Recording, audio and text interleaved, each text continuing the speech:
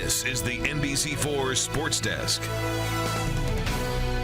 In an 82-game season, every once in a while, a game pops up on the schedule that means a little more than the rest. Tonight was one of those games for the Clippers. They hosted the Grizzlies, battling for playoff position and a shot at home court in the first round. Clippers really wanted this one. Pick it up in the fourth. Check out DeAndre Jordan fight through the hole to grab the alley-oop and slams it home. That put the Clippers up by 2 with 6 minutes to play. A couple minutes later, Clippers stay tough. Blake Griffin couldn't convert down low, but Chris Paul got the job done from long range. CP3 had 15, Clippers up by 4.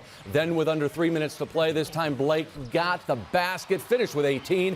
Clippers take it 94-86. Clippers host Denver on Monday and need a win to keep hope alive for a home court advantage. Now to the Dodgers, where the big news before tonight's game in Arizona was that Don Mattingly decided to bench a struggling Yasiel Puig, but that news paled in comparison to what we found out about reigning NL MVP Clayton Kershaw. Now, you're not going to believe this, but we actually discovered that Kershaw is human and is capable of making some mistakes. We'll pick it up in the fourth, already trailing 2-0. Kershaw in trouble with the sacks full. He gives up a base hit to A.J. Pollock. Another D-backs run comes across. Arizona would add another in the inning to take a 4-0 lead. Then in the seventh inning, it really got away. With a man on, Kershaw hung one to Paul Goldschmidt, and that one is not coming back. Deep gone, etc. And so Kershaw was after that as well. Went 6 1/3, gave up 10 hits, 6 runs. Dodgers offense never answered as they go down 6-0. Angels hosted the Royals. Let's pick it up in the first inning. Cole Calhoun led off the inning with a solo shot off of Jeremy Guthrie, deep to center. It is gone. First of the year gave the Halos an early lead, but things go ugly in the fourth for Jared Weaver. Served one up to Chatsworth High alum Mike Moustakas, and the Moose was loose. Crushed it. That shot tied the game at 1 apiece. Then a few batters later, Alex Rios smacked a single. That scored 2 more. Weaver's night was over and out. Only lasted 4 1/3. Angels go down 6-4. Year 2 of the Steve Sarkisian era officially got underway today in the Trojans' annual spring game at the Coliseum. And now with a full load of scholarships to hand out, USC's newfound depth was on display. Cardinal versus White. Big things expected from senior quarterback Cody Kessler. Fires over the middle to Christian Tober, the one-time walk-on. 2 touchdowns today. Backup Max Brown, also solid, very solid under center. Hooked up with Juju Smith. The Long Beach Poly grad will lead a very talented group of wide receivers. And if you like the Cardinal, good news for you. The Cardinal beat the White team 37-23. To hockey.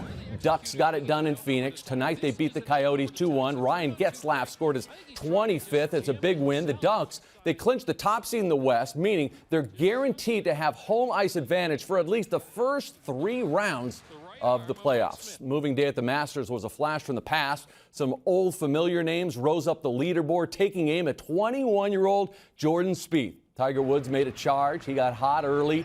Said it could have been, quote, seriously low today, but he goes semi-low, 4 under on the day. He's tied for 5th. Phil Mickelson made a move up the leaderboard as well. Lefty fires a third-round 67. He's currently in 3rd, 5 shots off the lead, and that lead still belongs to Spieth. Today, setting a 54-hole Masters record at 16 under par. He enters tomorrow's final round with a 4-shot lead over a late-surging Justin Rose. This has been the NBC4 Sports Desk.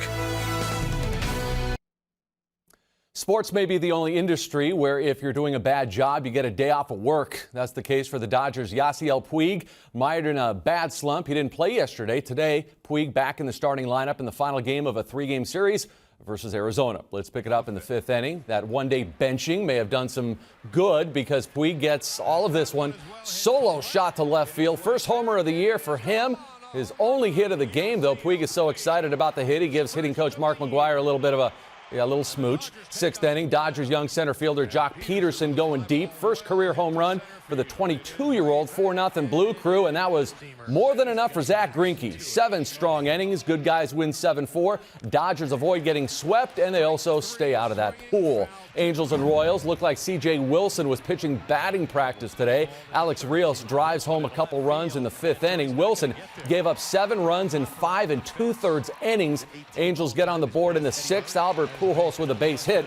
Mike Trout will race around the bases all the way from first, beats the throw home, but watch what happens when he slides in safely. Pitcher Yordano Ventura obviously wasn't complimenting Trout on his MVP last year. No punches thrown, but the broom was out. Angels get swept 9-2.